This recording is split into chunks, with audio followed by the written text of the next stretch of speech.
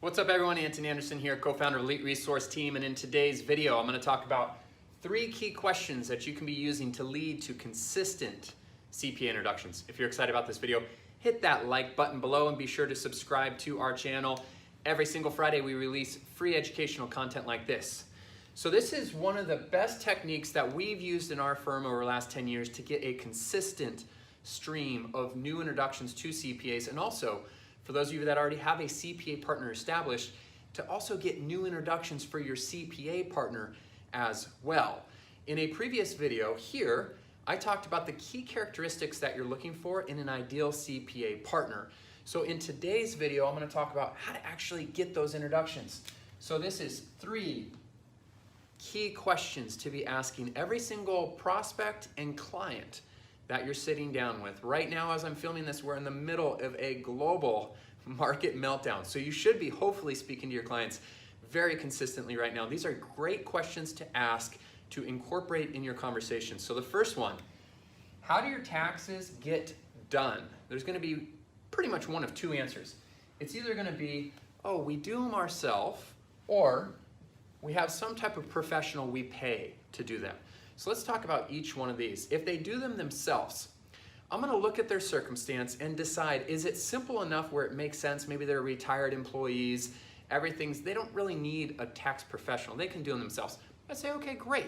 However, if it's that kind of real do-it-yourself person, they just don't wanna pay someone, maybe they're a little cheap, but they've got a lot of moving pieces, I'm gonna say, interesting. You know, I'm in the process of forming a strategic partnership with a proactive tax planner. That's very different than a reactive tax preparer. Once I finish this partnership, are you interested in having them do a free tax return review to make sure you're paying the minimum amount of taxes possible?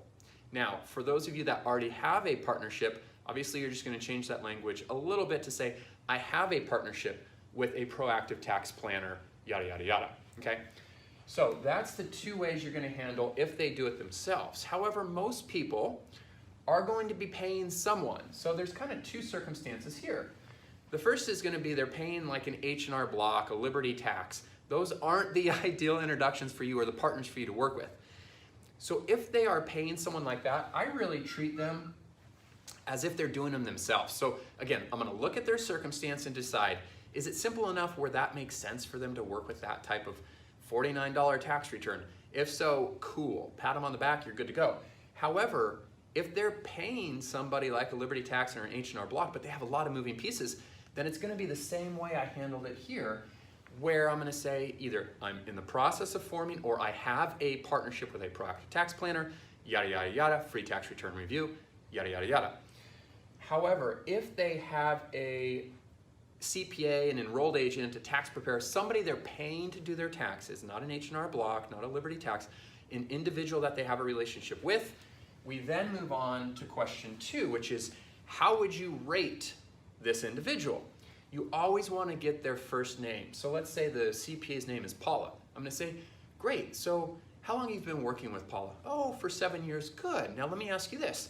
Out of great, average, and poor, how would you rate Paula? And they're going to think about it for a second, and then they're going to give you some type of answer. But this is the critical second question. Get their name, and then how would you rate that individual? Once you have that answer, you're now moving on to the 3rd question, which is, good to know. Tell me a little bit about why that is. So it doesn't matter what they rate here. Great, Paula's fantastic, best CPA I could ever possibly imagine. Average, I stick with them because, you know, they pay they charge a decent amount, and I think they always get the work done, okay. Poor, I really don't like them. I just don't know anywhere else to go. So whatever the answer is, it is important that we dig into it a little bit to find out why. And then here's the different areas we go with this.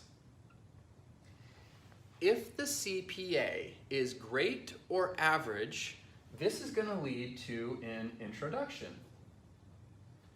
If the CPA is poor, then this really leads us to this conversation. I'm in the process of forming a strategic partnership, or I already have a strategic partnership with a proactive tax planner. given that you're unhappy with your current relationship, I'm going to make an introduction for the three of us to sit down and talk. Or if you're working virtually, for the three of us to get on a Zoom meeting to talk. I want to make sure that you get in better hands, to make sure you're paying the minimum amount of taxes possible, etc., etc. Now let's talk about the great and the average. This is where a lot of advisors make a mistake. They'll ask, can you give me their name and phone number? Or would you mind introducing me to them and having them call me? You always want to control the controllables, and you've heard me say this before in past videos, but it's true. Eliminate the variables, control the controllables. So what we always do and teach the advisors we work with to do is, you are going to send this client, let's say the client's name is Bob, and again, the CPA's name was Paula, okay? So you're going to say, Bob, some of the things that I think are important for you to consider, given everything going on right now, is going to be important to have a discussion with your CPA about as well. So what I'm going to do within half an hour of getting off the phone call with you today is I'm going to send you an email that I'm going to ask you to forward to Paula and CC me on that email. Fair enough? I always like ending sentences with fair enough or is that fair enough. In Western culture, we've been, kind of programmed in a way that we always want to be fair. So it's an easy way to say, yeah, that's fair enough. Also, if the CPA is great, in addition to saying that some of the things I'm considering or my team and I are considering for you is important to run by your CPA, the other thing I'm going to say there is I have a number of potential clients, or I have a number of clients that are unhappy with their CPA. And if your CPA, Paula, is as great as you say she is, I think I have a number of additional clients that would like an introduction to Paula as well. So if they're great, you're kind of double layering it on why Bob should introduce you to Paula. If they're just average, then you just move forward with some of the ideas that I have, or my team and I have, for you to consider really should be discussed with your CPA as well. So in this introduction, let's take this a step further. We are going to send an email within half an hour of getting off the phone to Bob. It's going to be very short, very professional. We have this templated out. If you'd like me to cover that in a future video, just make a comment below. Say, cover that in a future video, please, and I'd be happy to do that. However, what I want for this video to focus on is it's short, it's professional, it's templated. Bob is going to send it to Paula. You've already written Paula's name in there, you've written Bob in there, so it's so easy to him to forward it, Bob to forward it to Paula, CC you. As soon as you get copied on that, you're going to automatically respond. You're going to say, Bob, thank you for the introduction. Paula, I look forward to meeting you. How's next Tuesday at 11 o'clock or 1 p.m.? Sincerely, Anton. That's it. So really short, really professional.